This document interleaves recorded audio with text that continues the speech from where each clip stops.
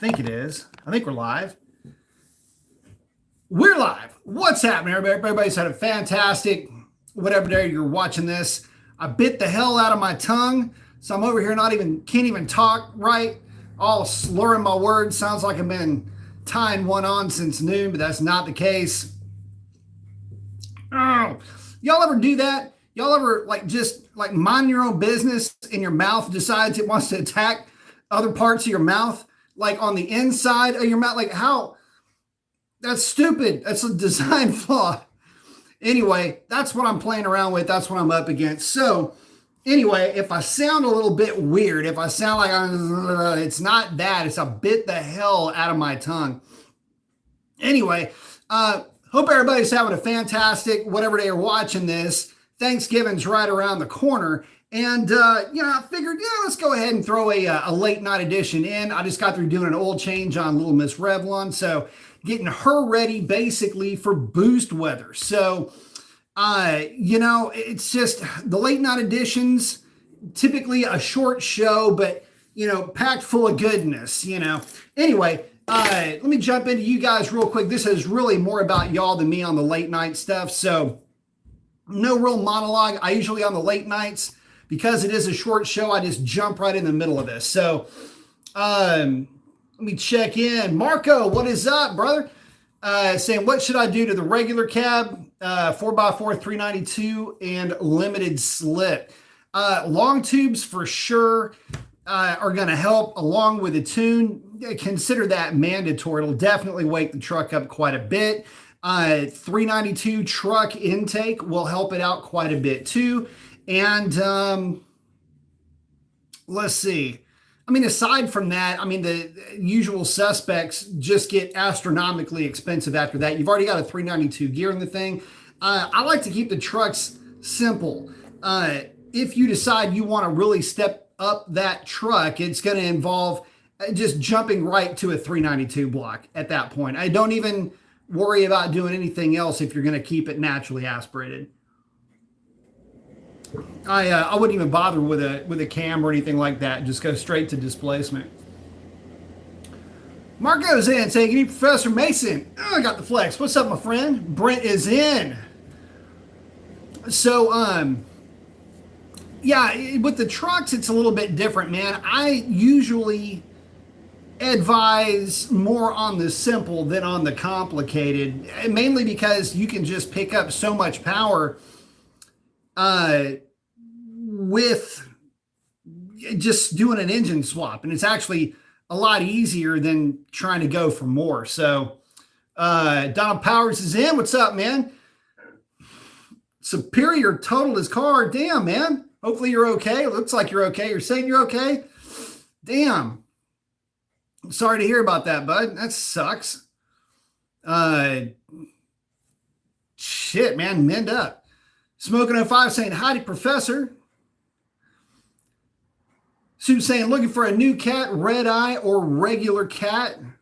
Either way you go, you really can't lose. A lot of folks want to complain about, or want to argue, I should say, and complain's the wrong word, that the red eye is significantly better than the regular Hellcat block. And better is a relative term, isn't it?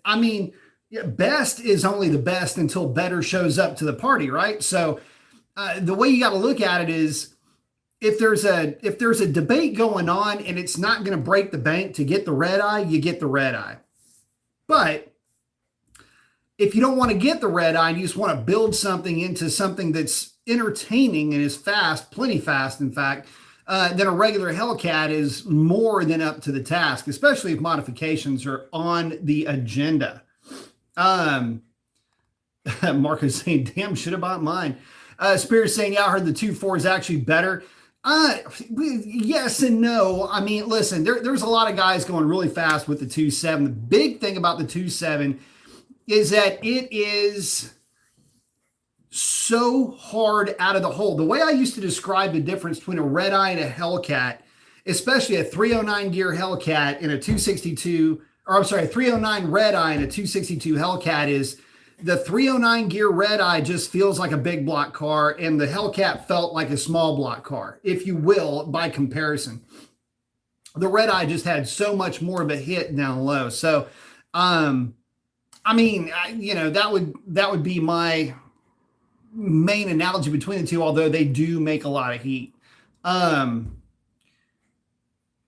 is saying, so long tube 6.4 manifold turbo. Man, I tell you what, if you're going to go any boost route, turbo would be the most efficient, obviously. So yeah, turbo, if it's in the cards, there are clean installs of turbos. Would never advise against it, but I mean, if you're looking to go for boost, I mean, you really can't go wrong with turbo. I mean, you almost have to go with turbo if you're looking to make significant power jumps. That said, F1, you could go 6.4 F1 Pro Charger with, the Holley Sniper intake with a big cam and make all the power in the world, and it's linear. So it just depends on, okay. So the thing is with power, at some point, more doesn't matter. What the hell just flew up my face? Damn. More doesn't matter. In other words, if I give you a truck with 800 horsepower and then I give you a truck with 900 horsepower, you're not going to know the difference. I could tell you that the 800's making 900. You go, oh, it feels like it. But you know what I'm getting at. And I can tell you that the 900's making 800. You would drive the two and be like, I don't really feel the difference. Especially with a turbo setup, because it just comes up, you get on the gate or you get on the controller and it just maintains that power and that boost up top, and it just trucks. Well, that's great if you can put the power to the ground.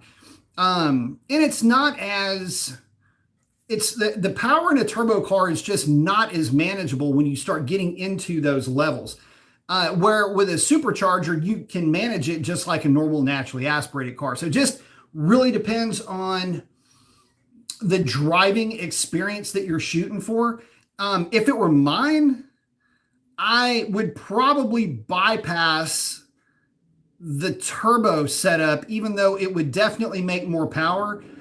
I would probably look at like a D1 SC with a race intercooler, fairly healthy cam in terms of tight lobe separation angle to build mid-range torque and just force the compressor to drag power up past, say, 6,400 RPM. That's probably the route that I would go.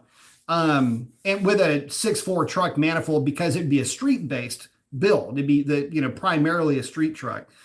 But if you want to be nasty with it, then 6.4 block, like a 426 stroker, a good set of heads with the sniper intake.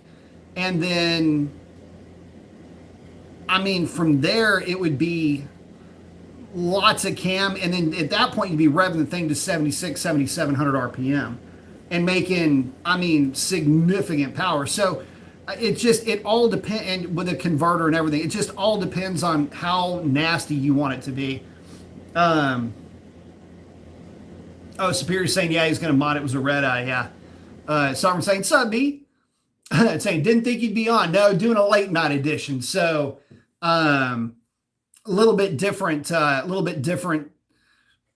format, if you will.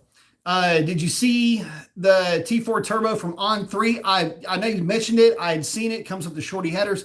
It's all good stuff. I mean, listen, the packaging's getting a lot better. The main thing when it comes to turbos is just making sure that you get with somebody that definitely speaks fluent Mopar.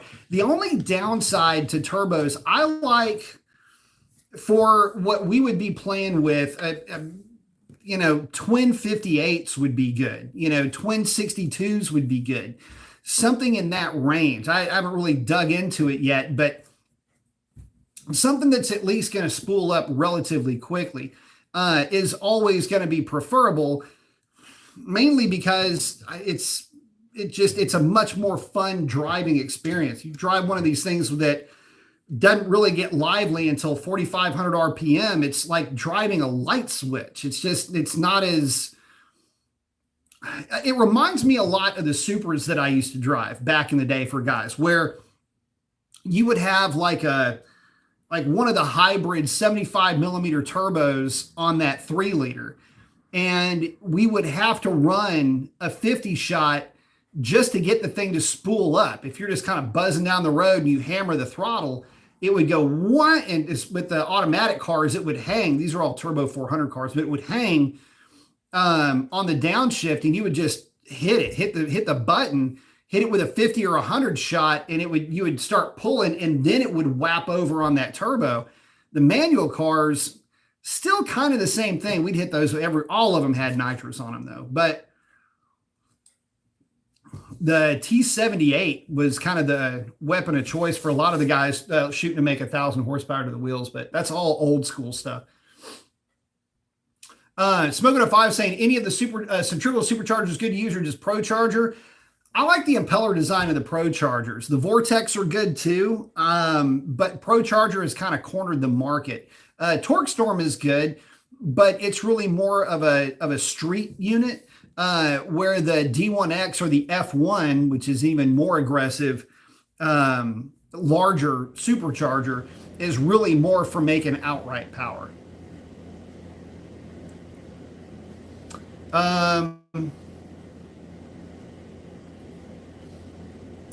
Brent's, I hate to say it, but Cummins stud, delete it, put a tune in it, power for days. You can. In fact, down here, lot of 800 horsepower Cummins diesels down here. It's almost like there's a tree somewhere that they're falling out of. Saying, what up, Professor B and chat? What's up, X? Big guys in. Hello, everyone. Saying I'm here. Some are saying, hit that like button. Smoking's liking cars. Let's see.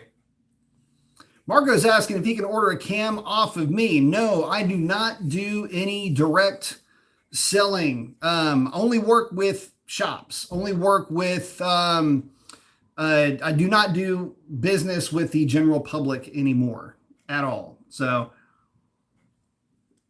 but definitely happy to steer you in the right direction should you need one. And the reason for that is it's the same reason why I don't do tuning. I'll do peer reviews for guys. I'll look at tunes for guys on occasion. A lot of times guys will send me something and say, hey, this thing's not acting right. What are you seeing in the log? Are you seeing the same thing? I work really well with some of the shops that I've dealt with in that respect. Guys will ask me to put cams together for them, cam packages together for them. And I don't necessarily mind doing that. But the downside is that in a lot of cases, I don't get the anybody's like, hey man, Mason put this together for. It's like, we put this together. And I basically told some people to go get fucked because of that. Or I end up basically having to babysit the entire build soup to nuts because the shop itself can't seem to get their act together or whatever, or something goes wrong with that shop and I've got to hear about it for 6 months. It's like, I don't do it. And then mainly for that reason, but I'm more than happy to steer you again in the right direction, let you know who to get with, and they can get you one of the cams that I spec. Peitz Performance would be my first place that I was sending you, Peitz.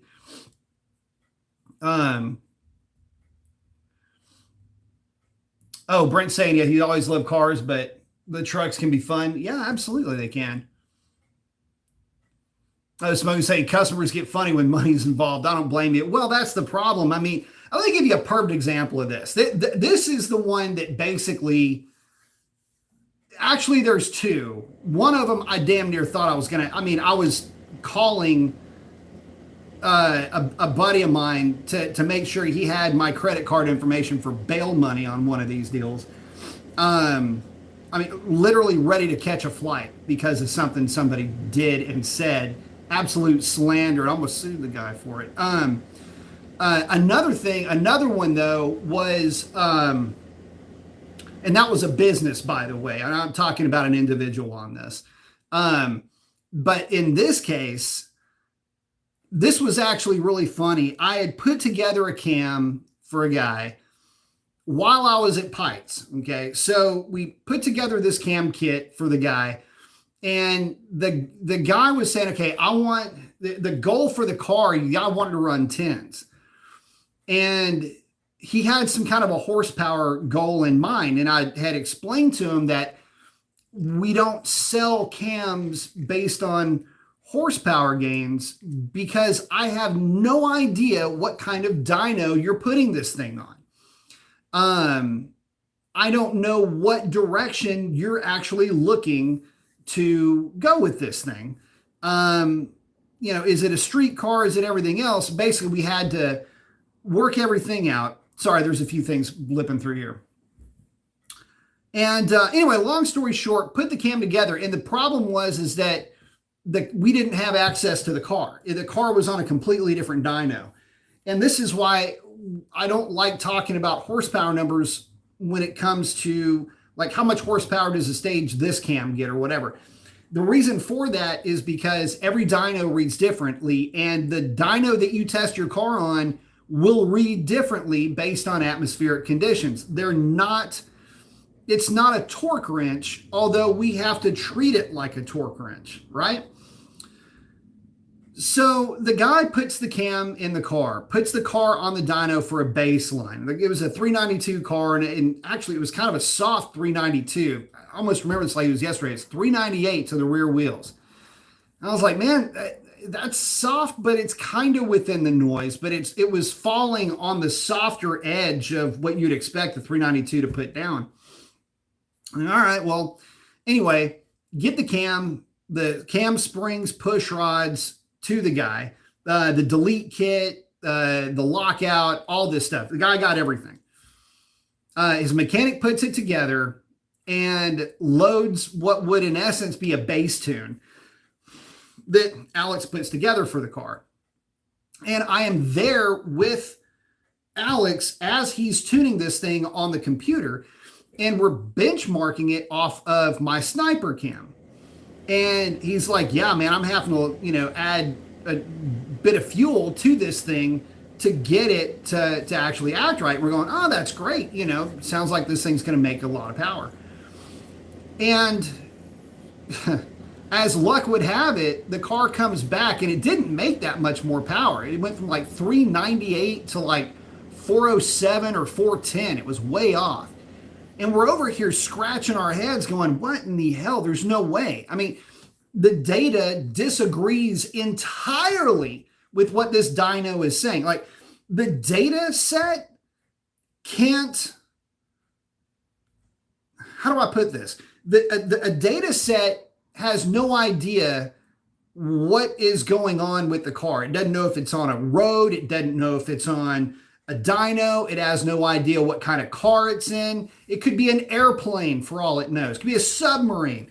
All it knows is the data set is what we're monitoring and what we're seeing. And it was a legitimate impossibility that this engine was making only a small amount of power more.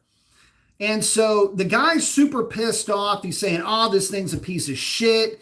It's got a rough idle. And I was going, yeah, it's half the thing I told you about. It's going to be kind of raspy. It's going to be kind of a twitchy little asshole, but it's going to make really good power. That's what you said you wanted. You have a high tolerance for that type of anyway, this whole conversation. The guy was turning into a complete prick. And I'm like, both of us are going, you don't understand. There's something up with the dyno. And the guy's like, nah, this dyno is this, that, and everything else. So full stop. The way that a dyno works, depending on the type of dyno, is you have what is in essence a load cell. And that load cell, whether it's actual weight in a 660-pound drum, like in a Dyno Jet 248, or it's a loaded drum. In other words, there's a resistance to it. That resistance is calculated through the dyno software along with barometric pressure, temperature, sometimes humidity, And all of that goes into the correction factor to give you this number that the thing is going to spit out. Well, the problem with dynos is that your weather station isn't always perfect. The conditions where the weather station is, which is just part of the dyno, can be different. That's why you always want to have fans running all over the place, not just in front of the car. You want to make sure everything is working properly.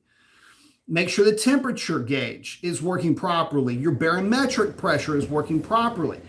So here's the thing. The lower the barometric pressure, the higher the correction factor. The higher the barometric pressure, the more it will subtract from the uncorrected number.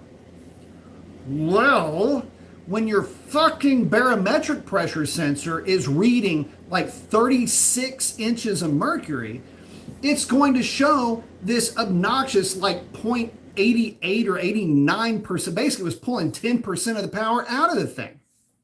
A complete mess, by the way. And so, and that's just for starters, okay? In fact, it's a little bit more than that. But you get the idea. You're going to start, it's going to completely screw up how the dyno reads. That's why I always say, you know, when you're comparing runs to runs on a dyno, you go, well, it's SAE corrected. It doesn't matter if it's SAE corrected. You're just trying to get some kind of a number in a curve to make sure the thing is healthy. Well, the cam and the tune, once everything was sorted out, the car was making like 507, 506 horsepower to the rear wheels with a stock displacement 392 with a Victor intake. And it was just really strange. No, it was with a stock intake. I'm sorry, I screwed this up. It was with a stock intake. And it was on a dyno jet. And so, again, we're talking about a different set of dyno parameters that we're working with, only to have the barometric pressure sensor screwed up. Okay, so the bottom line to the story is the barometric pressure sensor was screwed up. So the guy ends up, we're like, no. Get the car to our shop. And I was even saying, look, I will come get it. There is no way this thing can be making less power. We're looking at the data, arguing with the guy back and forth. The guy didn't understand what the difference was. And so the strange thing about all of this is the guy ends up being in love with the car, puts it on another dyno, makes a shitload of horsepower, comparatively speaking. And, you know, we never got to see a recourse on this. You know, there's always like an education portion to the way that putting a cam together works out for some guys. And J392 is asking, I want to talk about Donnie's car. No, the guy's name wasn't Donnie, by the way. But there were a couple of instances like that where, you know, you run up against problems where the data set just would not agree with what was going on with the car. And again, this goes back to, you know, why don't I tune for guys? Why don't I, you know, the reason why is, look, I was the guy that set up the protocol for vehicle intake. In other words, when you brought a car into the shop, I'm the guy that said, okay, look, moving forward, every car has to be smoke checked before anything is run on the car. Every car got data logged. Looking for fuel trim issues. You know, is one bank going crazy? I ran into so many problems with long tubes, by the way, where long tubes were leaking. Get an exhaust leak at the collector on a long tube, and the O2 is only that far away from the collector end. And so it would reverberate oxygen, you know, fresh air back into the header, start running into problems. Automatically, I'd start fixing the car before we even got started on it. And we figured that out pretty quickly because you would have so many cars show up that we didn't work on that other shops had that the car had problems, and somehow or another it wound up in our lap to fix it. And so we began the protocol. And guys, this is no shit. It almost brings a tear to my eye to say this. We figured out that 1 out of every 4 or 5, depending on the month, car that came through there wanting a tune, wanting something, had a mechanical issue of some kind.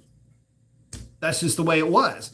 And so the number of cars that needed work done to them just to where you could get a clean data set, load test it, and then begin work on it, basically give it a full stress test, a health test. It was really frustrating. And so try doing that same procedure for a car that's 500 miles away, doing remote tuning. It's a complete disaster flick. So anyway, yeah, it's like story time with Brian right now, but guys, it was so bad at one point though. I don't kiss and tell when it comes to some of these shops. In fact, one of the shops isn't around anymore. So many of the cars that were coming in had mechanical work or at least mechanical issues that it was all we could do to keep a lift ready for when these cars showed up, because it was immediately get them on the lift. They're going to have exhaust leaks. There's going to be a problem, especially when guys went cheap on components. Anytime a car came in that didn't have Cook's headers on it, or Stainless Works was a good one too that we never had any issues with.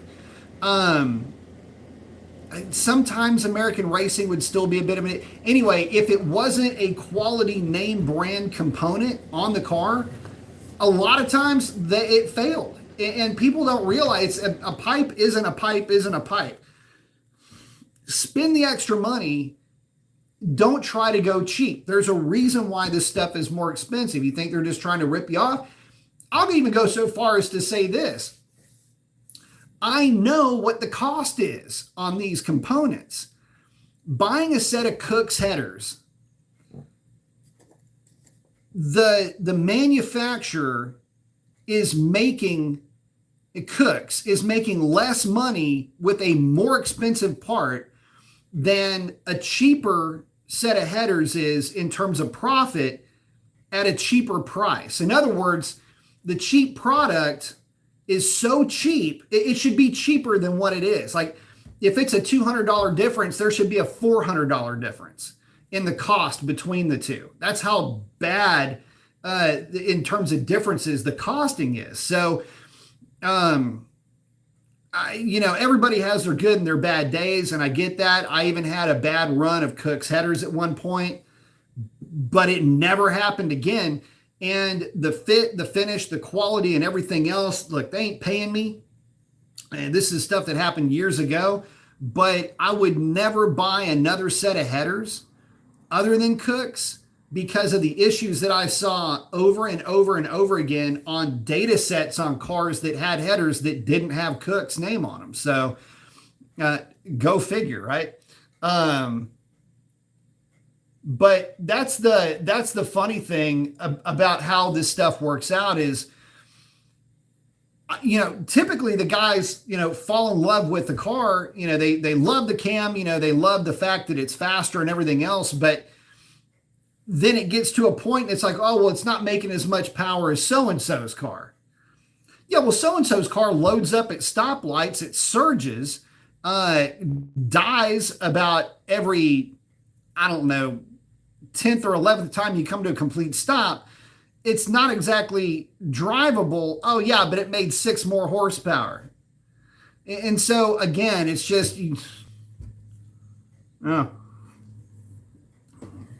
although I will say this, cam grinds have gotten a lot better and tuners have gotten a lot better at at knowing what tunes work and what tunes don't work for some of these cams.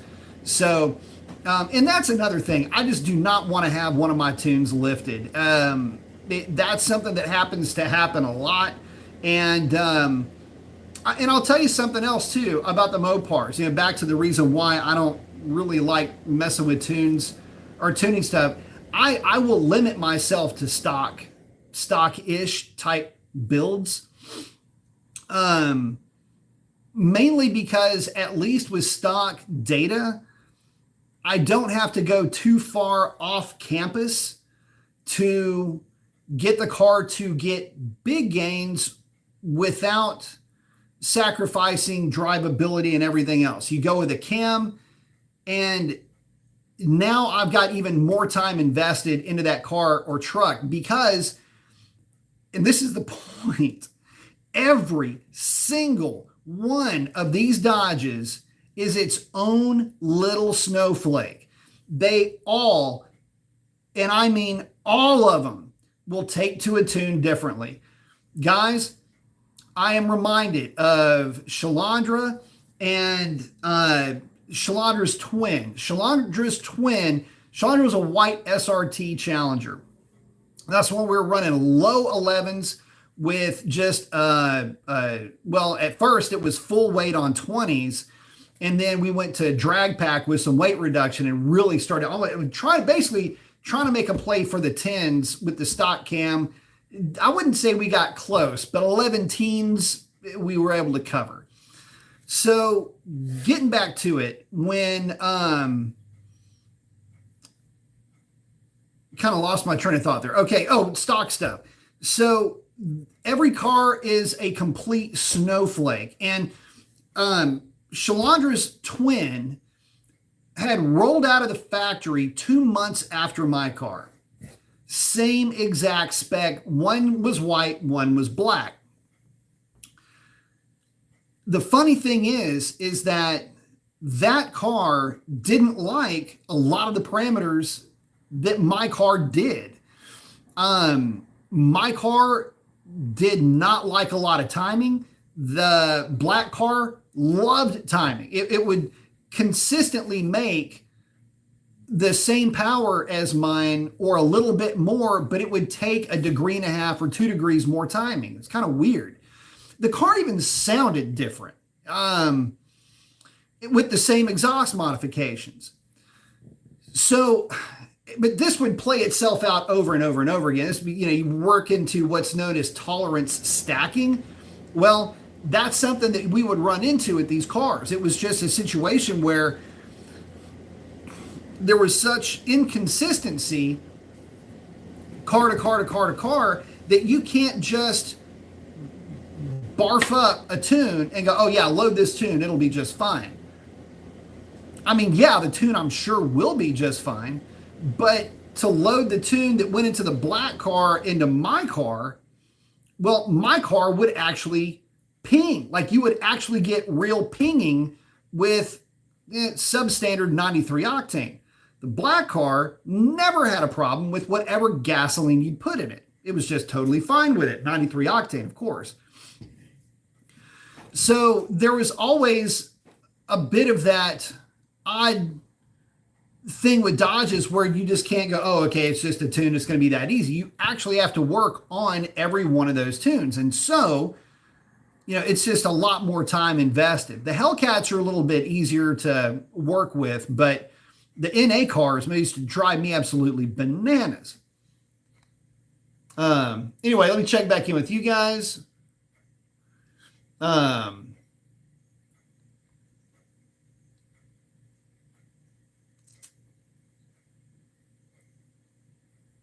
Smokey said he didn't have much done. It was 392, but he got an email tune from Pikes and love it. Yeah, that's so when it comes to the 392s, I don't know of anybody that has got them as dialed in as Alex does. Or the Hellcats for that matter. It's just there's too many records that we had set, too many milestones that we set, especially back then. Smokey said he gained a decent amount on the same dyno before and after the tune, but more importantly, the seat of the pants and track times were very noticeable. Yeah, in fact, we used to joke with Shalandra that we didn't feel right if the car was running 1160s in the quarter mile. It was like, you get a really crappy day, the car goes 60, and it's like, I don't know, something's wrong with this thing. What's up? It was a running joke. There was nothing wrong with the car, but we were so used to the car running 50s, 40s, 30s, just in regular decent air. And that's even on the 20s. So yeah, that was a lot of fun back then. Oh, Brent saying a good tune does a lot for a 392 for sure. Mark saying Mason got me sweating thinking about the JBA long tubes I threw on my RT over the summer. Smoke saying JBA, at least they weren't hooker. Actually, JBA is pretty good stuff. I never had a problem with the JBAs. American Racing would give us a fit. In fact, the American Racing, the fitment was just kind of, it's almost like they went through just a really bad spell for a while. I mean, they could be the best headers in the world right now. I wouldn't have a clue, but I can tell you for a while they certainly weren't that. But the JBAs actually did pretty good. I'm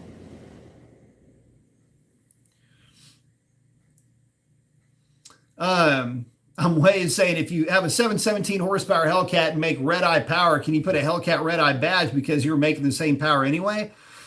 No, because it's not an actual red eye. I mean, I know that there's some guys that like to try to up badge, but I would say no, you don't have the same internals, you don't have the same pumps. I mean, you can put whatever badges you like on it. If I were ever to rebadge my car, mine still has the old black original Hellcat badge on it, but that is not the original side badge for Hellcat variants. The original side, in fact, do any of you guys remember what the original side badge was? A lot of you might not remember this, and if you do, I'd be surprised. But just somebody post up if they remember what the original side badge was for the Hellcats. Because that was the only badge that I would put on my car. And really, in a way, it would almost not make any sense for me to do that. But anyway, if y'all know what it is, post it. First one gets a thumbs up, I guess. Sovereign saying, Mopars and their personalities, no two are the same. They might look alike on the outside, but it's different. And yeah, they're way different, believe me.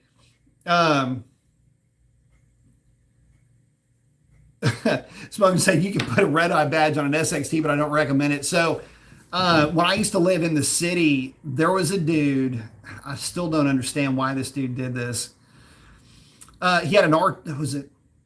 No, he had a 392 car, a Scat Pack, and he had this thing festooned with Hellcat shit. Like it looked like almost like an art car with as much Hellcat badging that he had. And the messed up thing about it is the timeline in this, the 8-speed cars had kind of just hit the scene. So I have no idea where he got all this vinyl from. And anyway, I didn't even have my SRT yet when this guy was rolling around doing his thing. That was kind of funny. Someone's saying, don't up badge, it's cringy. Mark is saying, I want to run 11s in the 4x4 regular cab with stock tires and rims, no weight reduction. What do you think I can do? So 11s, the truck should run mid 13s pretty easily now. If you want to run 11s, you're going to need a bit more power. I would probably go 392. And it just depends on how aggressive you want to get. I tell you what, you need to call Matt over at Moe's Performance. And he's probably going to tell you to go 392 more than likely. I know that Rick's work truck just went an 1150 with a 392, and that's a full interior DT Ram. Yours should be able to do that. And I know that E's truck, which is a 2-wheel drive RT, his 392 truck is going to be deep in the 11s. His probably be another 1150 truck too. So If I had one, I'll put it to you like this. In fact, my wife and I saw one today. If I got my hands on a DS regular cab, either 4-wheel drive or 2-wheel drive, and I was looking to do anything to it, I would 100% just do a 6.4 swap and call it good. That would make it a solid, depending on how aggressive you went with the cam, a solid 11-second truck with the newer converters will flash to 4,000 RPM, but with something along those lines, probably be the direction I would go in. I just wouldn't go overly aggressive, but you can definitely have some fun with one of those things. So that's what I would do. Think first to check it in and say, "What's up, everybody?" And some are saying, "Red Eye has the demon block." Or does the demon have the red eye block? Unique's asking, what do I think of Texas Speed cams versus other cams? It depends on the cam.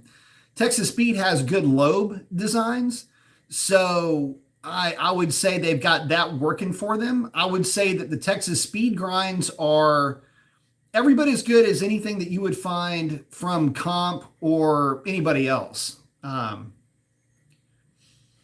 Someone's saying there was an original Hellcat badge? Kinda. Hang on a second. What the hell is wrong with this contraption?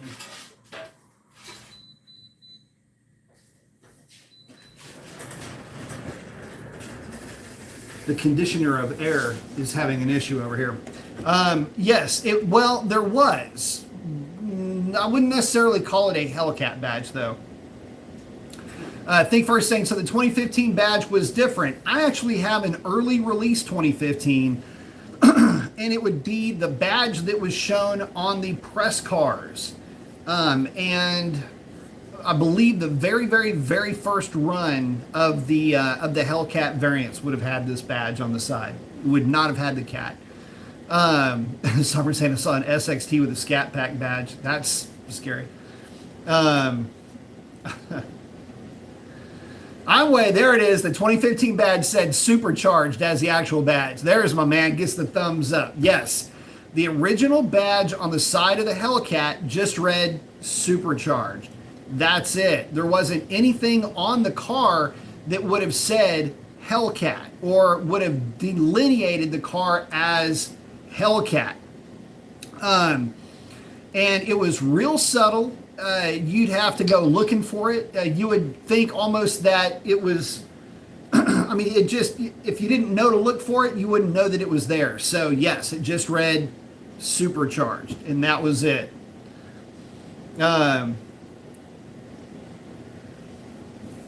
J92 saying, owner's badges getting stolen? Damn. That would suck to get your badge ripped off. Good thing is I don't have to worry about anybody wanting my badge.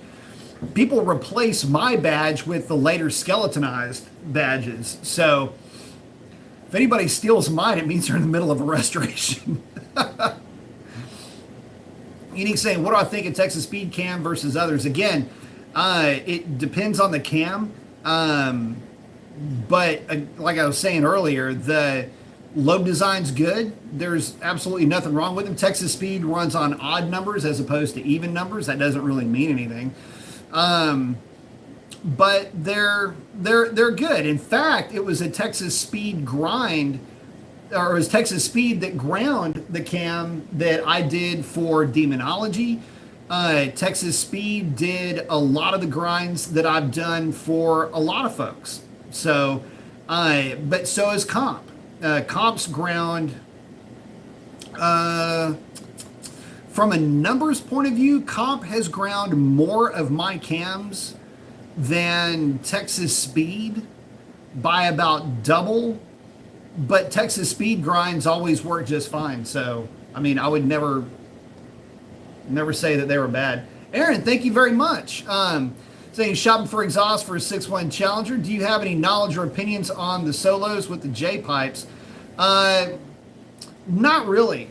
Haven't really heard of them. Haven't heard of them or haven't really seen any write-ups on them. When it comes to those cars, I'm like 100% Borla or Magnaflow when it comes to the 6.1 or the 6.4 cars. If you're going to do anything with the 6.4 car. But for the early cars, I love the way the Borla sound. But thank you very much, man. I appreciate it. I'll have to look into the solos, though. Like I said, I haven't seen anything on them.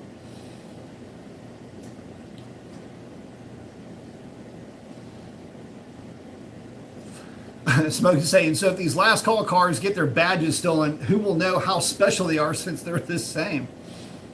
Well, there is that. And the other thing to consider is, y'all know that the aftermarket is going to have stickers, right? Like, you'll be able to badge up your black Challenger to look like the black Ghost. That's not going to be a problem. And just pick one of them. I mean, there's going to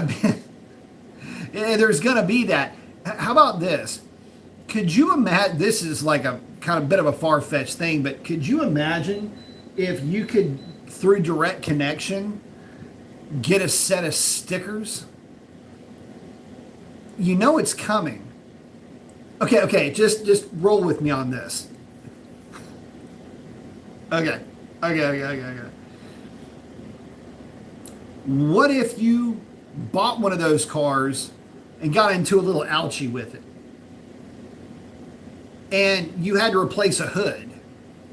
And the hood's got graphics on it. Where do you get the graphics from? Right? Like people go, it'll never happen. The aftermarket, no. Well, wait a minute. In the event of a collision or a problem, you've got to be able to repair the car, right?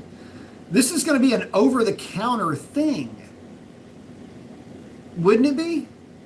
So if you can buy the stickers from the aftermarket, that's one thing.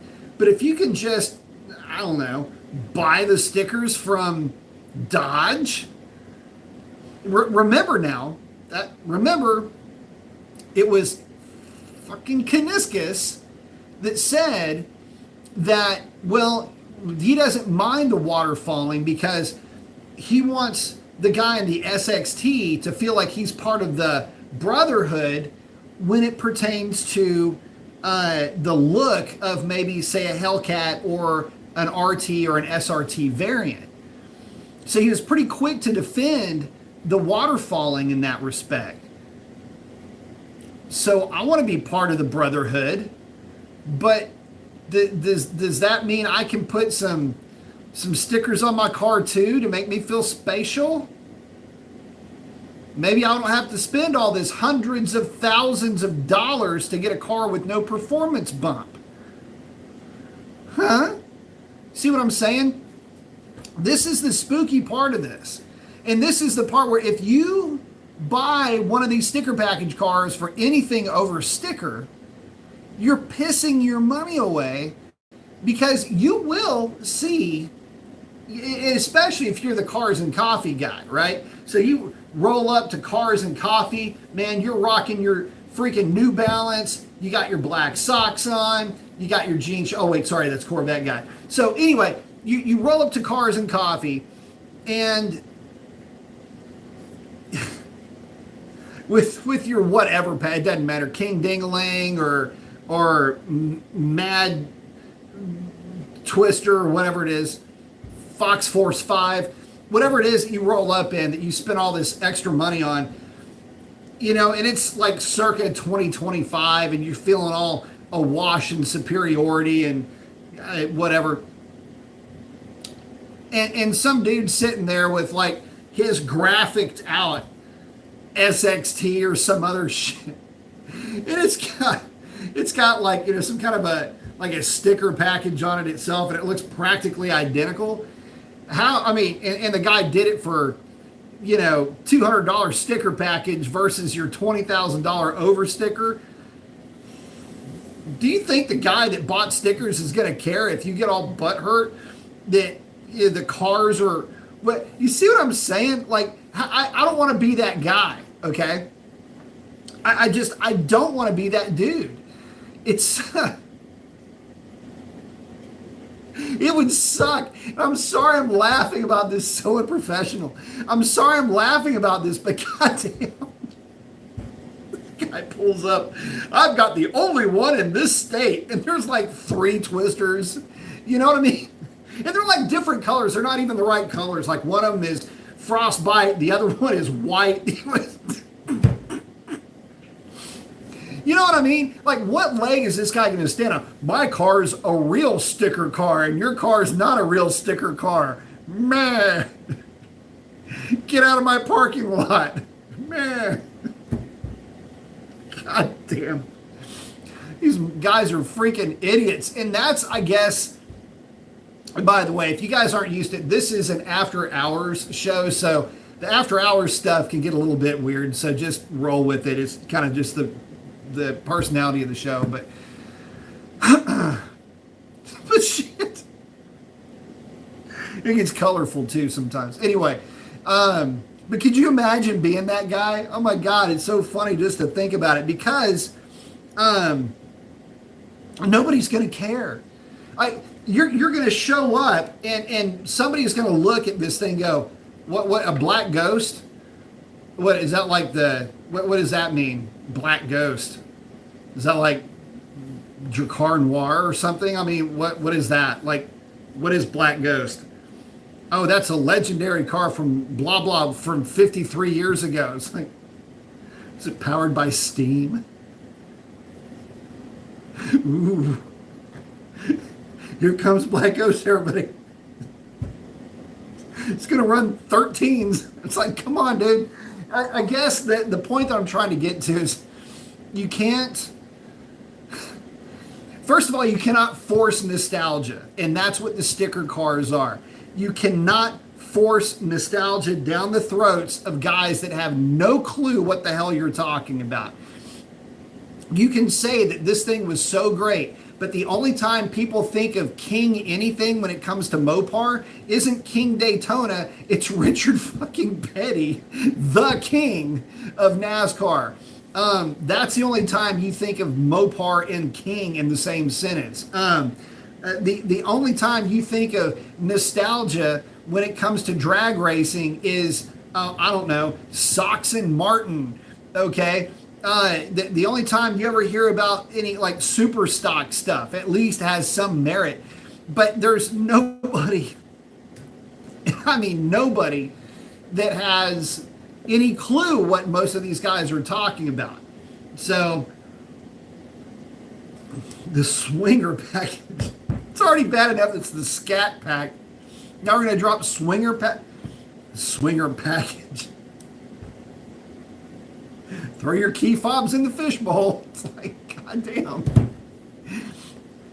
And it wouldn't be so, you laugh to hide the embarrassment. Okay, look, at least when Ford does a special edition, they do things to the car that matters. Okay, like the Mach 1 has performance enhancements that matter. The GT350, there was something behind it. There was a substance to that car.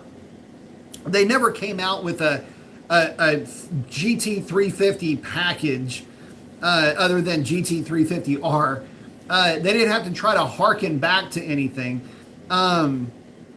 Anyway, it just, I think there was maybe a KR, like the GT500 KR, I think, at some point. I don't know, I'm fading right now with this, but the point of it is that only Dodge would figure out a way to sell nostalgia at an all-time premium, all the while leading up to a car that they can't even figure out how to produce, that the aftermarket has already won. And by the way, you know, we're talking about these, the last call and the 7th car that's blown up 7 engines on the 7th day of the 7th month, the 7th year of production. It's so stupid. It's so contrived. It's a horrible story, and it's not like, it doesn't add a sense of romance to what's going on. It doesn't add to the product story. It actually takes away, if you will. But anyway, we're supposed to get all worked up over this. Only to have the Banshee hot on its heels with 9 different power levels that will surpass this thing. And I know it's not internal combustion, and that's really not the audience here, but the idea is we're going to be the fastest thing ever with this car that you're going to spend $1 Brazilian on, that's going to get beat by the very next car that we bring out that's going to cost much less. And so, like I've always said, there's a seat for every ass, but holy shit. Oh, God, could you imagine what the number is going to be on that car? Eesh. Anyway, let me get back to you guys.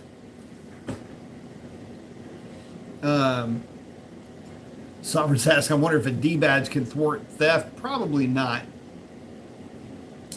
Sam's asking, what are my thoughts on the 300 versus the Charger? I like the 300 a lot. I think that the 300... So here's the thing. So you're asking me about the 300 versus the Charger. I've been asked this question before, and I've always kind of found myself a little bit confused between the two, because the 300 does 4-door sedan extremely well, and it looks the part. It's a butch, gangster-looking car, but isn't it weird how it didn't really seem like, in some areas it does really well, and in some areas it doesn't. The Charger has a much more modern look to it. And the Charger in a wide body is the direction that I would go if I were looking to get a 4-door. So I like the look. I like the general presence of the 300, but I would prefer the Charger myself. And also because I'm very familiar with the Charger platform, because I come from a Mercedes-Benz background with an E63. So that's kind of why I was really more into the Charger than the 300. Marcus saying he had a Stage 2 cam from Moe's and JBA long tubes and a Hemi Fever tune in his 19 Classic. Guarantee that truck ran good. Sam saying he's seriously thinking about a 300. I like them. If you like a big car that just soaks up the highway, it does the best at that. So I'm saying, awesome, Aaron. Thank you very much. I'm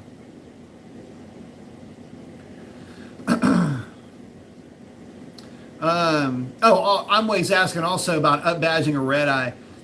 No, because the Demon, it won't be a Demon because it doesn't have the Demon suspension. It doesn't have the well, not really flex fuel, but it doesn't have the high octane mode. It just wouldn't really be the thing to do in that respect. You wouldn't want to up badge it. Plus, it's a red eye. I mean, I would have that badge before I would actually try to demonize a red eye. Max asking, is the biggest difference between the 392 and the Ram and other Chryslers the intake manifold? It's the intake manifold versus the car. The block is actually technically different, but bore and stroke are the same. But it's intake manifold, compression ratio, camshaft, and I think the pistons and rods are the same.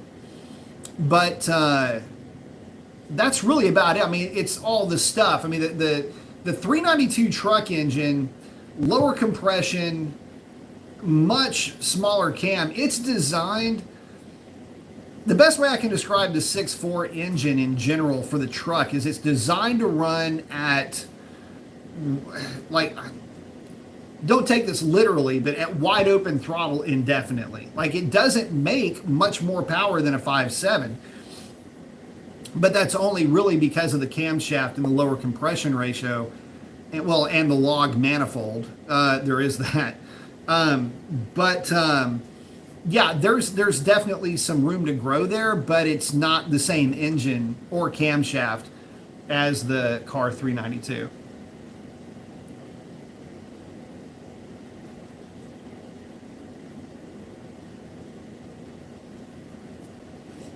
I must have missed something earlier up there talking about vinyl. Is that records?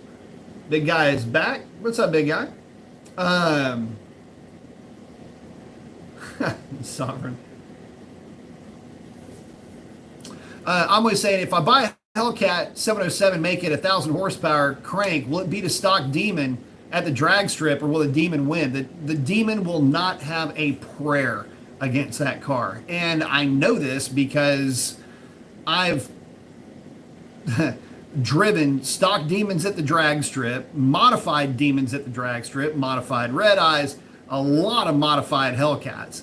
And yeah, 1,000 crank horsepower in a, put it like this, 1,000 crank horsepower in a regular Hellcat, and that car is going to be on E85, you're going to be on a drag pack.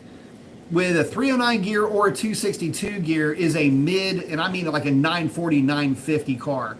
The Demon in those same conditions is like a 990 car, maybe a 980 car. Rarely will you see one actually get into the 970s unless you have gutted a ton of weight out of them. Yeah, don't don't let some of the Demon hype fool you. There's a lot of guys that are race prepping those things to the point where they're not even, like, I wouldn't even call them a Demon anymore, frankly, the way some of those guys dismantle them for drag racing. Smokey said, I need to make my wife's RT Daytona a King Dingling edition. I think you should too, man. Someone's liking it.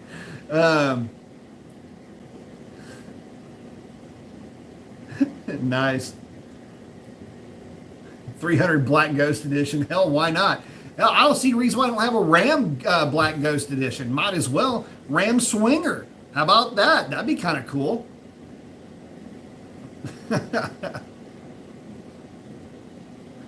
The guys liking drag racing. Nice. Sam saying I want the Jay Leno package. Sure.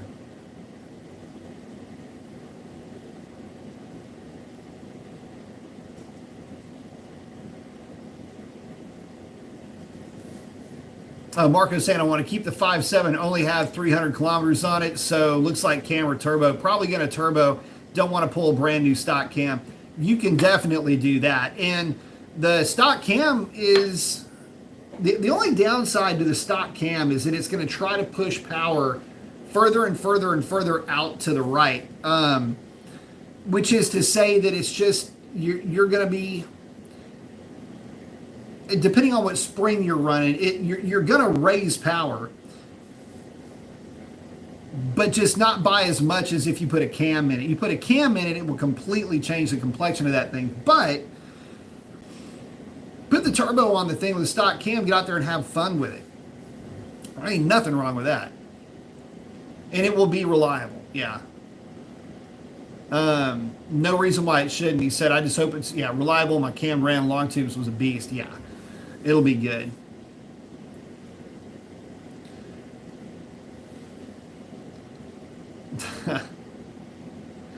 Start saying, don't mind me with my old V6 Lexus. Hey, man, those things last forever. The guy, hey, oh, big guy's hanging out with some folks here. Let's see. The guy's saying, you're doing well, Mr. Mason. Thank you. Yes, thank you. Hope you're doing well, too. But with that, guys, again, late night edition, so I'm going to go ahead and wrap it up. Happy Thanksgiving if I don't talk to you before then. Y'all get out there and do something cool for somebody. Chances are they need it way more than you know. So I'm saying already, yeah, we're going to shut it down early tonight because we got a late start. I got to clean up out there anyway, so I'm going to get that wrapped up, and then we will try to catch up with you guys on Saturday, get back maybe into our normal video schedule. And that's a wrap. Don't forget, post up your comments. Let me know if there's anything y'all want me to touch on the next show. And that's a wrap. You guys have a great one. Adios.